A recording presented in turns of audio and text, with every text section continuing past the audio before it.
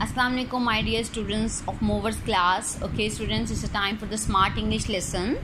And today we will talk about, yesterday we had done the activity, and today we will do another letter. What is this letter?